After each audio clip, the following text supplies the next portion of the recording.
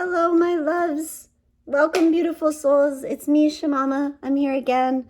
Spirit keeps flooding me with readings to share with the collective. So here I am. What is today? It is Friday. It's the day before the new moon. Again, depending on where you are. The new moon in Aquarius is tomorrow.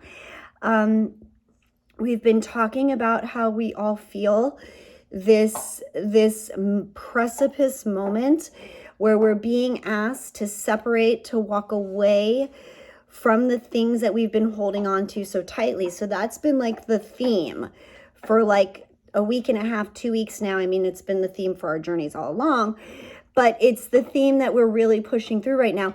We are being called, we are being guided, shit is blowing up in our lives. And it's happening right now because we're being asked to let go whatever the shit is that's blowing up. Not to reinvest ourselves in the same energies, but to see that the universe, source, spirit, God, whatever the fuck you want to call it, is taking you away, trying to physically move you to abort whatever the fuck you're doing and look deep inside of yourself and deep inside the things you are trying to create and create something new. This is a time where we are being forcibly put onto a new trajectory, but again, there is still free will. So whether you choose to come to the understanding and the realization of what is happening, and that everything that is being taken away from you or stripped away or falling apart is happening for your highest good, or you're going to anchor in and you're going to fight against it that much harder, and you're really going to try to invest all of your energy on saving something that the world, that the universe is trying to take away from you to bring you to something better. But because we are human, because we have such a limited consciousness at times, especially when we're not fully fully dedicated, fully committed to our spiritual path, to following the universe's steps for us. When we're not committed to that, we anchor in very deeply into our free will. I will control my domain. I will rule my reality. And yes, all of those things are true. However, in understanding the spiritual aspect of it, we understand that divine will is the true path that we are to follow. That is our true north, divine will. And that is what is guiding us. That is what is happening right now. We are being forcibly tortured, I want to say, tormented and tortured to let go of the things that are not serving us, that are standing in our way from moving forward to where we should be. Should be meaning where our divine will, where our soul contracts are meant to take us. So today's reading, what did I use? The Enchanted Tarot. Okay, you guys? And short and sweet. Here's the proof. You know, the cards always back up. The Four of Pentacles. Four of Pentacles is about holding on to what you have. Holding on very tightly to your material, physical world reality. Okay? Holding on to what you know, what is safe, what you already have. Because if you let go, you have no idea what you're going to have. If you let go of everything that you've built your world on, what will be left? I wonder. Well, if spirit is guiding you away from something, what is going to be left, what you're going to have after the fact is going to be 1,000 times more than what you have now and that you are desperately holding on to. So here's the energy confirming what we are dealing with.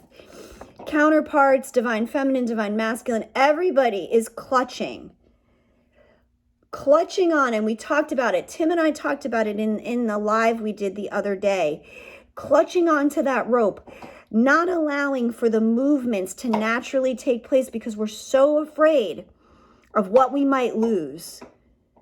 And what we might lose is everything that we need to lose right now. Okay, it's what's going to unburden us. It's what's going to free us. So what do we have for the energies? We have the divine masculine in the Two of Wands, trying to figure out what the fuck they're passionate about. Okay, trying to decide what their future looks like. What is the inspiration? Okay, but there's a decision that needs to be made here. Okay, these swans are crossed, which shows me there's a conflict. There's a conflict in what they desire and what they're inspired to do and what they have and what they want. So the masculine is incredibly conflicted on a soul level as to what they should choose. Okay, they don't know. They're making wishes. I literally hear them making wishes and trying to transform. Look, there's that butterfly. Butterflies have been popping up all over the place again. They're desperately trying to transform, but they're crossed. They do not know which wand to grab a hold of. So they're sitting here in this space, literally, I feel like trying to make a decision. We have the feminine, who's the Two of Swords. The feminine is feeling super conflicted right now. The feminine, okay, so the messages I have been getting for the feminine as well as myself. We have been on this path and on this journey following our truth. The swords are about truth. We have been speaking our truths. And we have, for all intensive purposes, really thought we were on our highest path, and we were, and we have been until now. It is time for the feminine to choose again, to choose a new path, to choose a new truth, new direction for herself that is being guided by spirit. Okay? The divine feminine is in a place, I would say 90% of the time, where the divine feminine follows divine will. They tend to follow their higher spiritual path more often than not. And I feel like the divine feminine is looking to cut out whatever isn't in her truth right now. Okay? Reestablishing boundaries, reestablishing relationships found on her new truth. She is making a choice what that truth is, what feels right to her, okay? Just as the masculine is making a choice. The masculine is much more conflicted in this choice.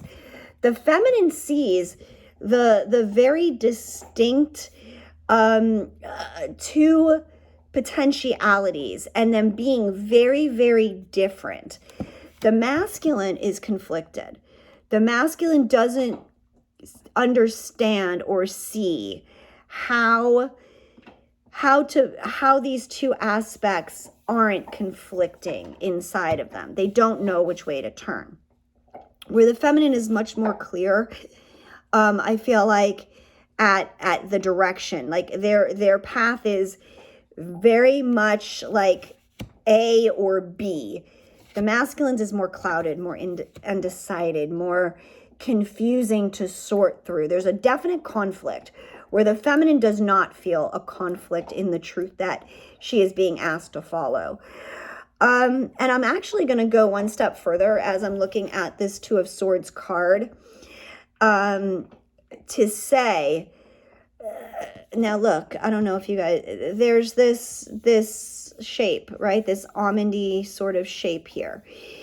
This shape immediately took me to the vocal cords and the yoni for the feminine, okay? And if you're a man, a physically masculine person, male body, in incorporating or having this divine feminine experience, this is for you too, even though you may not have a yoni. You have an energetic yoni because you're connected to your feminine. But I literally see like the shape of the yoni, the shape of the vocal cords, the connection between our truth, our body's truth, our spoken truth. So I see that this is very significant for freeing the feminine on a level in her throat chakra and her sacral chakra. So again, I say she, it can be anyone embodying a feminine energy at this time. So the feminine, what you're moving through is incredibly important. It's clearing a major aspect of any wounding that you may still have in your throat and sacral chakra. And the masculine, I am also seeing a lot of sacral chakra, just because this is the wands, this is that passion, this is that initiative, that creative spark. So I feel like they're very much in their sacral also, in examining the conflicts. Again, I keep just hearing this conflict. The masculine are very confused as to what it means to follow their passions, because they thought that that's what they were doing all along. However, their passions were linked to low vibrational, superficial or empty, not sustaining, not nurturing, not nourishing situations, experiences, and relationships. So that's why this sacral chakra is being activated for the masculine, because this is also awakening them to a healing, a transformation into sacred sexuality, what is truly important. Again, like I said, we see that yoni space for the feminine as well as the throat space. The masculine is healing these lower vibrational desires, the lustful tendencies, the indulgences. And again, these are not, I'm not saying any of this as a negative. I'm not casting judgment. I'm just placing the facts on that. These are things that the masculine has invested their time, efforts, and energy into, that they are now finding are not benefiting them now, that are not paying off, that didn't give them the things or that they had expected on getting and sustaining. So this is a transformation. So what are both parties doing? Both parties are going within. We have the high priestess. Both parties are being called to shut the fuck up. As I sit here and I talk, right? Ha ha ha ha. Both parties are being asked to go into a moment of stillness, to stop reacting to the conflicts and the shit that is being blown up in your world, to stop reacting, to even stop responding, and to shut the fuck up, to get quiet and to sit with yourself and listen. Listen to why these things are happening. Look at your fucking patterns. Look at everything that has happened. And sit with the call, the judgment. We have the judgment again. I think the judgment was yesterday too. Sit with the judgment call.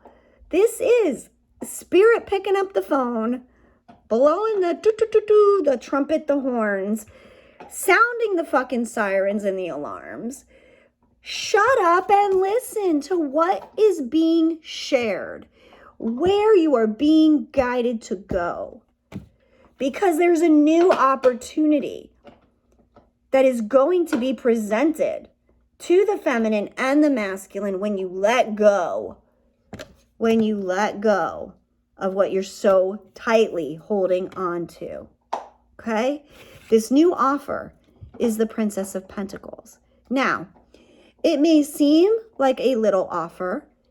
It may seem almost even juvenile or immature or something that isn't going to necessarily provide you with everything you need. But that's the point of this offer. The point of this offer isn't to say, we're offering you $1 bajillion to do this and that. And no, this offer is something modest, simple, something that you can see and accept with knowing there is room for growth. There is room for expansion. that this is something that is a ground level being started that is going to blossom. And how do I know that this teeny tiny little pentacle offer a little bit of this nourishment, this spark that's going to be offered you tangibly is going to explode? Because we have the sun. It was just 15:15 when I looked up, guys. We have the sun, the happiest card in the deck. This is a collaboration. This is a grand meeting of the minds, whether it's you and someone else, you and spirit. This is you accepting your divine will and seeing this small, maybe immature, new, untested, unexperienced offer is going to blossom and bloom into something that people are going to be talking about. Okay? This is not what you're used to. This is not something you've been doing all along. Maybe it's a twist on something you've been doing all along, but it's not the same thing. Okay? So you guys, I'm going to leave it with that. I hope you've enjoyed this reading. I hope it resonates with you. I hope it brings you some clarity and insight. More readings to come. I can feel it this weekend. So stay posted, stay tuned. Thank you for being here with me. Please join the membership section. And do remember, you guys, I am no longer on social media. Please do not send me messages through Instagram, through Facebook, through Messenger. Do not contact me either here or through my email, shamamahuntingowl@gmail.com. That's the best way to get a hold of me now. And I love you guys so much and have an amazing day. I'm sending you always so much love and light, gratitude and blessings. Mwah! I love you, and we will talk again soon. Bye-bye.